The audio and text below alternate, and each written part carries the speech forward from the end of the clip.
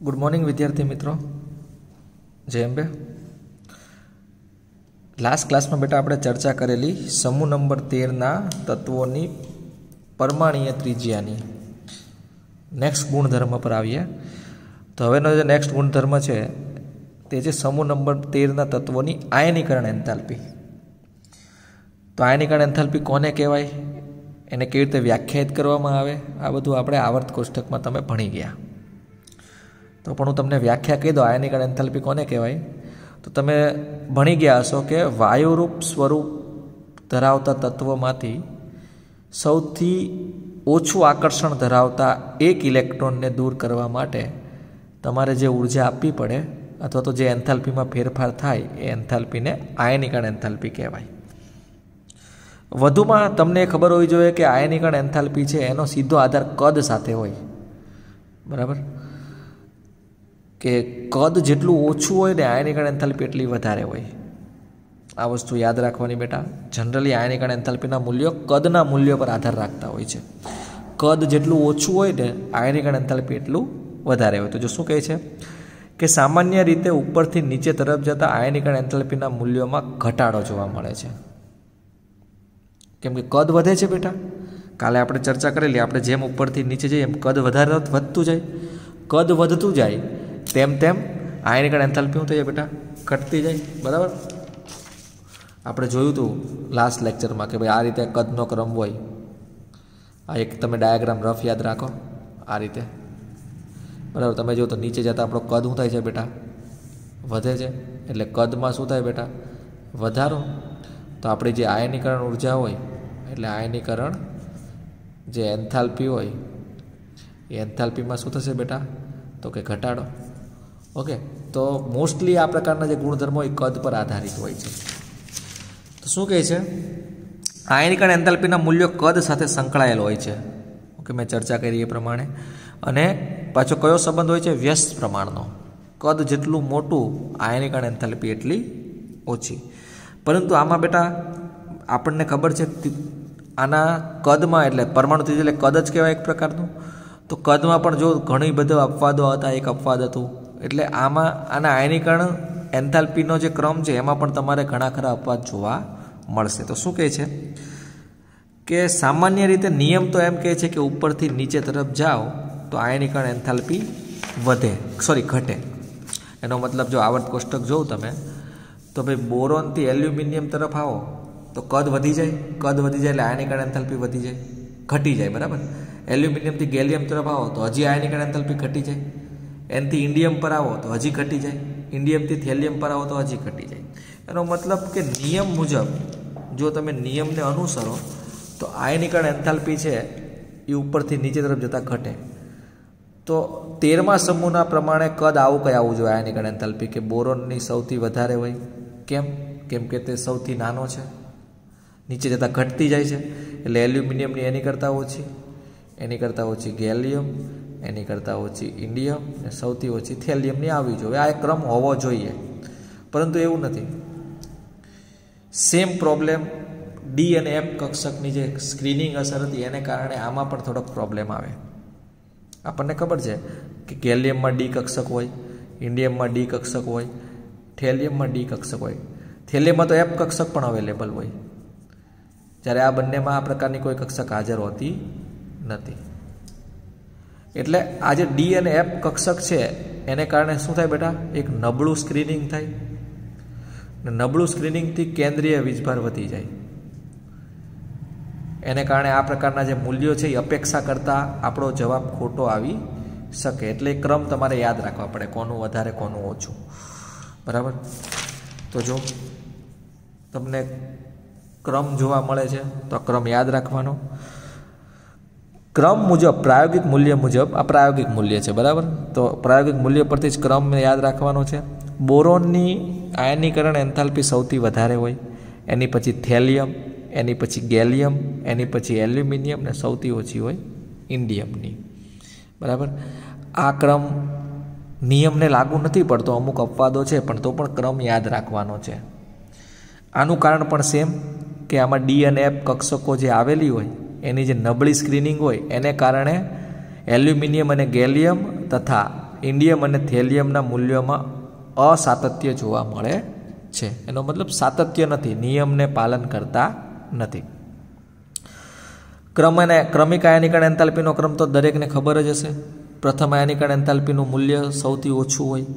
જેમ જેમ તમે ક્રમિક આયનીકરણ એન્થાલ્પી વધારો, એનો મતલબ પ્રથમ કરતાં દ્વિતીય આયનીકરણ એન્થાલ્પીનું વધારે હોય, દ્વિતીય કરતાં તૃતીયનું વધારે, બરાબર. તો આ તો ક્રમ તો સદાય માટે કોઈ પણ તત્વ માટે લાગુ પાડી શકાય છે. ચાલો, તો આ તો થઈ આપણી માટે સમૂહ નંબર 13ના તત્વોની આયનીકરણ ઉર્જા. હવે જે નેક્સ્ટ ટોપિક છે એ છે સમૂહ નંબર 13ના તત્વોની વિદ્યુત ઋણતા. ઓકે, જો વિદ્યુત ઋણતાની વાત કરો તો ઉપરથી નીચે તરફ જતાં બોરોનથી એલ્યુમિનિયમ તરફ ઘટતી જાય છે, ત્યારબાદ વધારો જોવા મળે છે. એનો મતલબ આમાં પણ અમુક નિયમથી વિરુદ્ધ કાર્ય થાય છે. નિયમ તો એમ કહે કે ઉપરથી નીચે તરફ જતાં વિદ્યુત ઋણતા છે એમાં ઘટાડો જોવા મળે, બરાબર છે. તો આમાં પણ એ પાલન તો થાય છે, પણ શું કહે છે બેટા, બોરોન અને એલ્યુમિનિયમ તરફ જાઓ તો ઘટતી જાય, પછી પાછો વધારો થઈ જાય. એટલે કહેવાનો મતલબ એમ છે કે નિયમ મુજબ કે નીચે જાવ એટલે વિદ્યુત ઋણતા ઘટે. ઓકે, એનો મતલબ બોરોન કરતાં એલ્યુમિનિયમની વિદ્યુત ઋણતા ઓછી હશે. ઓકે, ઓછી છે, પણ એલ્યુમિનિયમ કરતાં ગેલિયમની ઓછી જોઈએ, પણ એવું નથી બેટા. પાછો નીચે જાવ એટલે વધારો થતો જાય, એટલે આમાં વધારો ઘટાડો બંને થાય.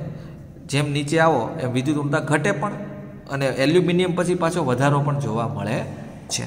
એટલે મેં કીધું એમ બેટા 13મો સમૂહ છે ને એમાં બધા જ ક્રમ છે ને યાદ રાખવા પડે, કેમ કે આમાં બધા જ ક્રમ છે ને એ વાંકા ચૂકા આવે, અનિયમિત ક્રમ જેને કહેવાય.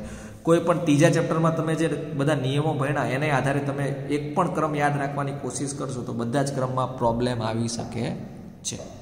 એટલે આ એક જ એવો સમૂહ છે કે જેમાં આ પ્રકારનું જોવા મળે, બરાબર. બાકી અન્ય સમૂહોમાં આટલે બધા લોચા ન હોય, એમ કે જનરલી જે નિયમનું પાલન થતું હોય નિયમનું પાલન થતું જ હોય. એકાદ કદાચ ક્રમમાં કોઈક ભૂલ પડે, પણ આમાં તો દરેક ક્રમમાં તમે જોશો ને તો દરેક ક્રમમાં કંઈ ને કંઈ પ્રોબ્લેમ હશે, એટલે કંઈ ને કંઈ વસ્તુ નિયમ વિરુદ્ધ હશે.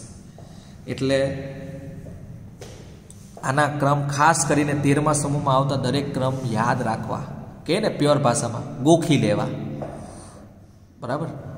જો ઘણા બધા ક્રમને આ બેટા આવા બધા વાંકા ચૂકા ક્રમ હોય ને એમાંથી જ JEE અથવા નીટ જેવી કોમ્પિટિટિવ એક્ઝામમાં સવાલ બને.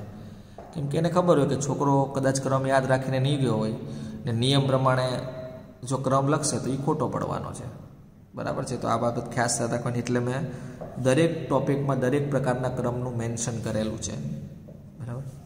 ચલો, ક્રમ જો વિદ્યુત ઋણતાનો શું કહે છે તો બોરોનની વિદ્યુત ઋણતા સૌથી વધારે, પછી થેલિયમ આવી ગયું, પછી ઇન્ડિયમ, પછી ગેલિયમ, ને સૌથી ઓછી વિદ્યુત ઋણતા હોય એલ્યુમિનિયમની.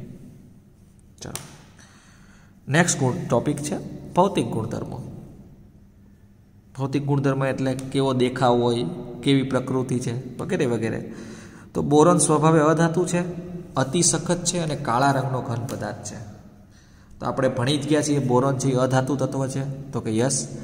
પરંતુ એના બીજા અમુક ગુણધર્મો આપેલા છે કે સખત હોય બહુ, આ ઉપરાંત તે ઘન પદાર્થ હોય કાળા રંગનો.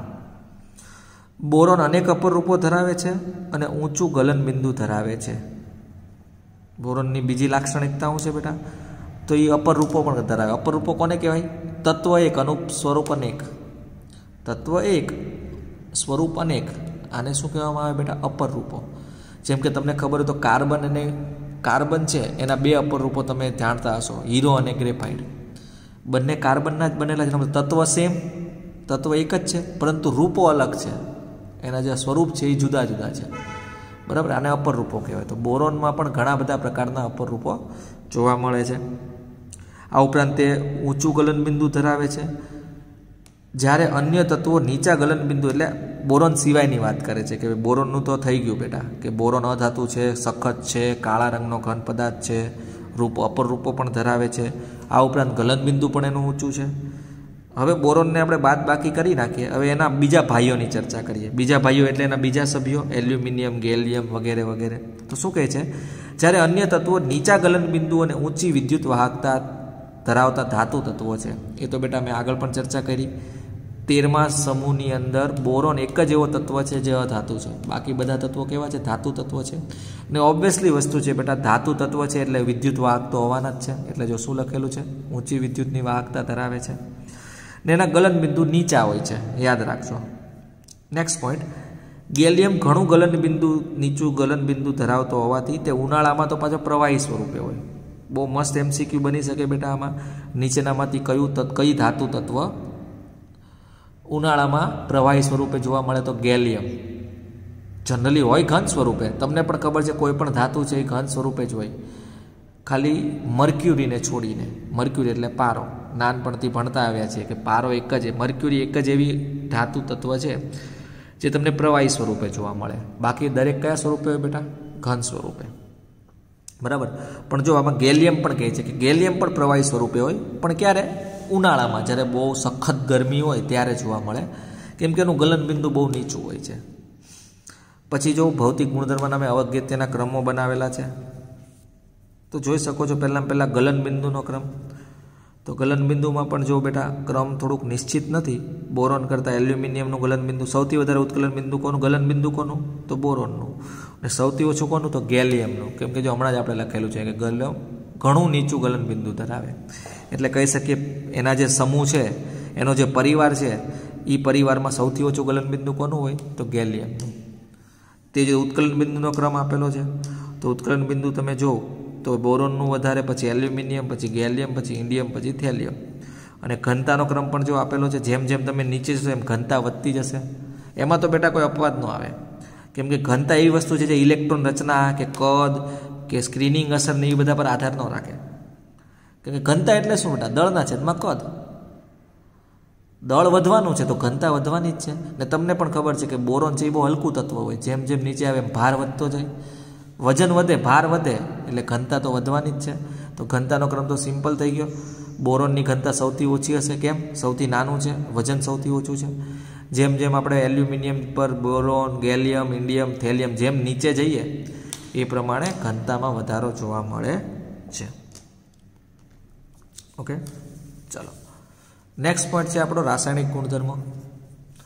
તો રાસાયણિક ગુણધર્મની વાત કરીએ તો રાસાયણિક ગુણધર્મ પહેલું ભણવાનું છે ઓક્સિડેશન આંક. ઓકે, તો ઓક્સિડેશન આંક બહુ મહત્ત્વની વસ્તુ છે બેટા કેમેસ્ટ્રી માટે. ખાસ કરીને તમે એક ચેપ્ટર ભણી ગયા રેડોક્સ પ્રક્રિયાઓ, એની અંદર તમે જોયું હશે તો અલગ અલગ તત્વના ઓક્સિડેશન આંક તમે ગણતરી કરતા. અમુકના ફિક્સ હોય જે તમે યાદ રાખેલા હોય, જેમ કે ઓક્સિજનનો -2 હોય, ક્લોરિનનો -1, ફ્લોરિનનો -1, હાઇડ્રોજનનો +1 અથવા -1, સોડિયમનો +1 વગેરે વગેરે. આ બધા ફિક્સ હોય. ફિક્સ એટલે કે બદલાવાના નથી, એટલે એ તમે ગોખી નાખો તો પણ ચાલે.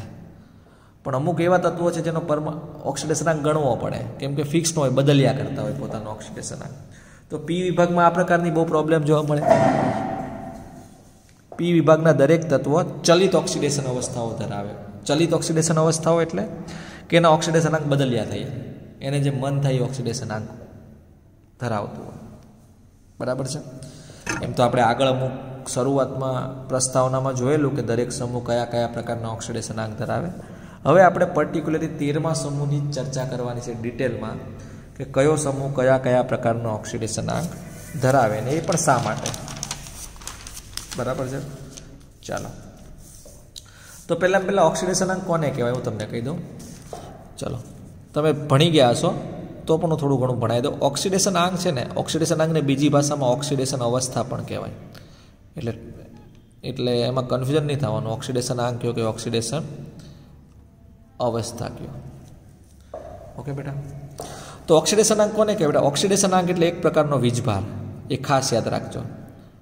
ઓક્સિડેશન આંક એક પ્રકારનો વીજભાર હોય. વીજભાર છે એટલે એની આગળ ધન અથવા ઋણ સાઇન લગાવવી ફરજિયાત છે. એટલે તમે જો કોઈનો પણ ઓક્સિડેશન આંક ગણો તો એ પ્લસ કે માઇનસ તમે બોલો છો કે +1 -1. ખાલી એમ ન કહે કે આનો ઓક્સિડેશન આંક 1 છે, આનો ઓક્સિડેશન આંક 5 છે. ઓકે, એટલે ઓક્સિડેશન આંક એટલે એક પ્રકારનો વીજભાર. વીજભાર ક્યારે બેટા? આપણને ખબર છે કે દાખલા તરીકે કોઈ તટસ્થ પરમાણુ હોય, તટસ્થ પરમાણુ, એમાં પ્રોટોન P અને ઇલેક્ટ્રોન E ની સંખ્યા સરખી હોય. તમે જોયું હશે તો. બરાબર, કે જેટલા પ્રોટોનો એટલા જ ઇલેક્ટ્રોન હોય. જેમ કે મારી પાસે ઓક્સિજન પરમાણુ હોય તો મને ખબર છે ઓક્સિજન પરમાણુ છે એનો પરમાણુ ક્રમાંક 8 છે, એટલે એમાં પ્રોટોનની સંખ્યા પણ 8 જ હોય, અને ઇલેક્ટ્રોનની સંખ્યા પણ 8 જ હોય. ઓકે, એનો મતલબ કે રાસાયણિક દ્રષ્ટિએ તટસ્થ છે. કેમ?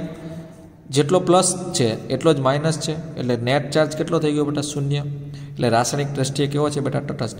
એટલે ઓક્સિજનનો ઓક્સિડેશનાંક પૂછે ખાલી ઓક્સિજનનો તો તમારે 0 લખવો પડે. કેમ? મેં એવું કીધું બેટા, ઓક્સિડેશનાંક એટલે વીજભાર. તો આની ઉપર કેટલો વીજભાર છે ઓક્સિજન પર? જો 0.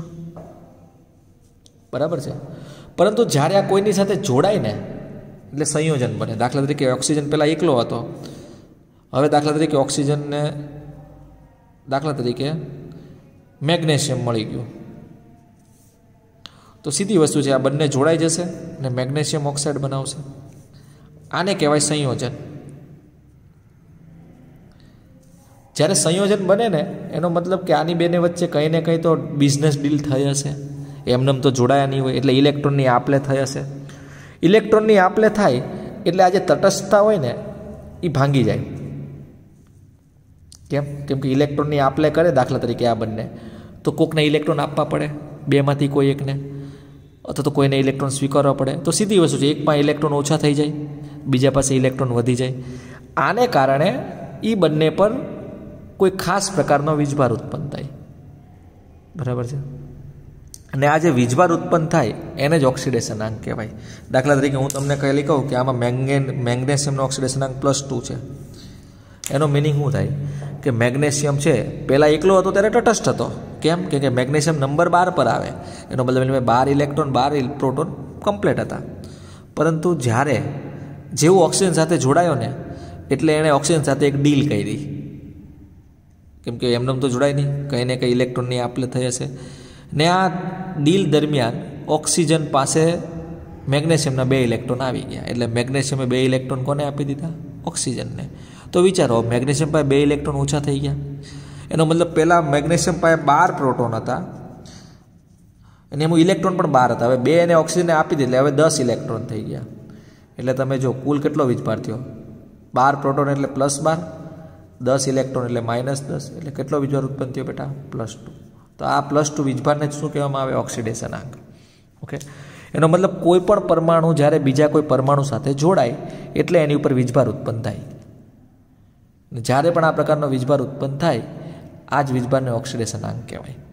બરાબર ને? આમાં ચલિત કેમ આવે બેટા? એટલે કે આમાં અમુક તત્વોનો ઓક્સિડેશનાંક ફિક્સ ન હોય, કેમ કે એ લોકો ઘણા બધા બંધ બનાવતા હોય. એનો મતલબ કે દાખલા તરીકે હું તમને કહું મેંગેનીઝ, તો મેંગેનીઝ આમાં જો MnO2માં પણ મેંગેનીઝ છે. કોની સાથે જોડાયેલો છે બેટા? તો 2 ઓક્સિજન સાથે. દાખલા તરીકે હું કહું KMnO4, તો આમાં પણ મેંગેનીઝ છે. પણ આમાં જો એ જોડાયો અલગ અલગ સાથે છે. ઓક્સિજન સાથે પણ જોડાયો છે, પોટેશિયમ સાથે, એટલે ઓક્સિજન સાથે છે, 4 ઓક્સિજન છે, પોટેશિયમ છે વગેરે. દાખલા તરીકે Mn2O7. બરાબર? આ બધામાં મેંગેનીઝ છે, પણ તમે જો એ જે જોડાયો છે એ બધા તત્વો છે એની સંખ્યા જુદી જુદી છે. એટલે હોઈ શકે કે આ બધા સંયોજન બનતી વખતે એના દ્વારા દાન થતા જે ઇલેક્ટ્રોન હશે એની સંખ્યા જુદી જુદી હોઈ શકે. કોકમાં 2 દાન કરતો હોય, કોકમાં 3 દાન કરતો હોય, કોકમાં 4 દાન કરતો હોય. એને કારણે ઓક્સિડેશન અવસ્થા પણ જુદી જુદી આવે. બરાબર ને બેટા? આટલું ડિટેલમાં હું નથી કરાવતો, કેમ કે ઓલરેડી તમને ઓક્સિડેશનાંક ગણતા આવડે જ છે. કે દાખલા તરીકે MnO2 છે, તો MnO2માં મેંગેનીઝનો ઓક્સિડેશનાંક ગણવો હોય તો આપણે ખબર છે ઓક્સિજનનો ઓક્સિડેશનાંક -2 હોય.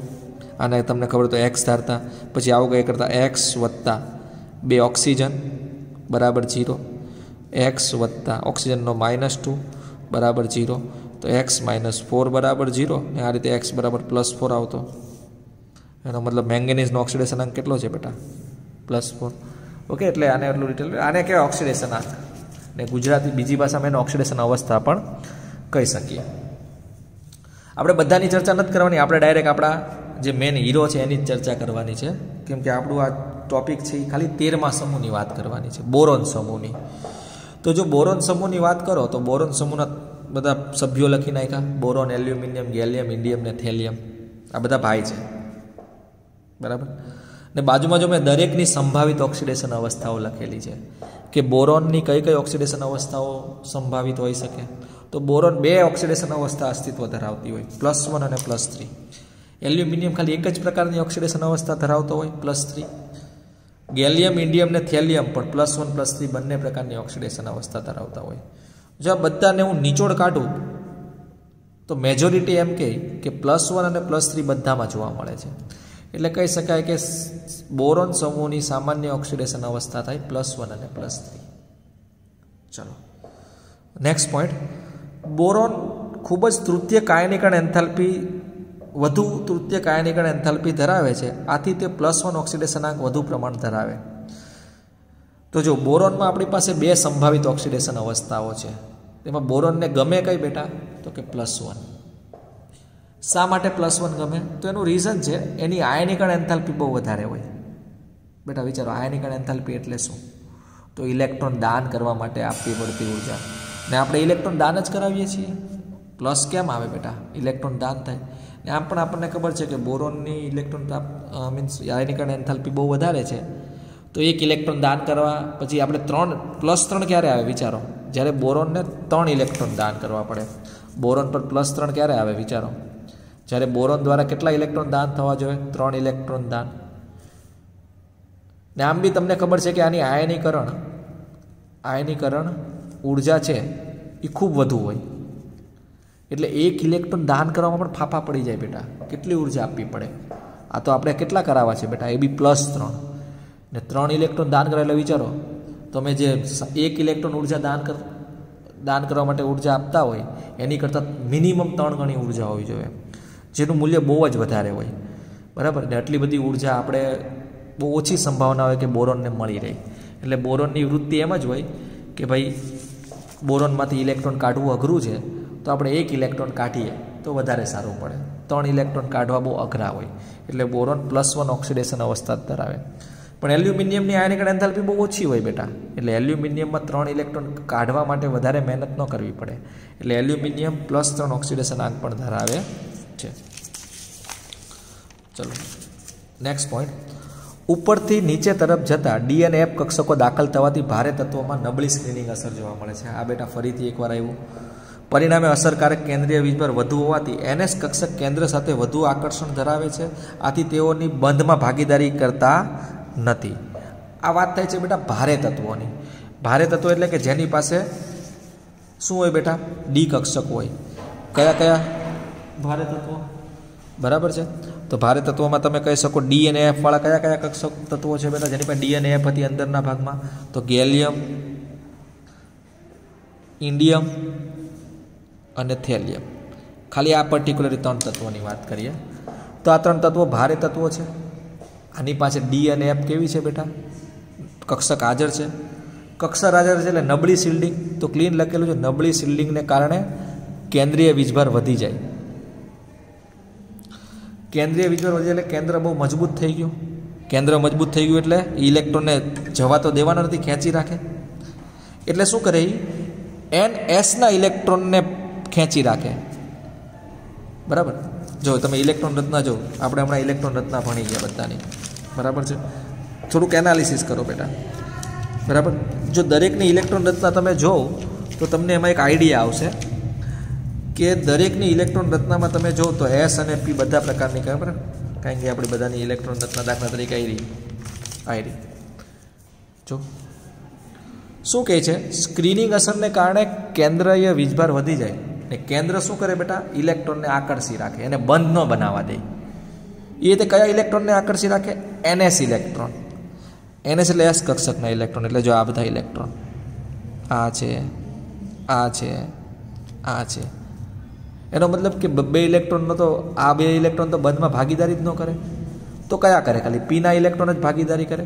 તો જો ખાલી Pના ઇલેક્ટ્રોન જ બંધ બનાવે તો જો Pમાં 1 જ ઇલેક્ટ્રોન છે તો મેક્સિમમ કેટલા બંધ બની શકે?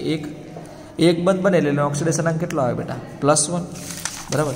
એટલે શું કહેવા માંગે છે કે કેન્દ્રીય વીજભાર વધુ હોવાથી NS કક્ષક કેન્દ્રથી વધુ આકર્ષણ ધરાવે છે. આથી તેઓ બંધમાં ભાગીદારી કરતા નથી. આથી ફક્ત P કક્ષકના NP ઇલેક્ટ્રોન જ બંધમાં ભાગ લે છે. આથી ભારે તત્વોમાં +1 ઓક્સિડેશન અવસ્થા સ્થાયી જોવા મળે છે.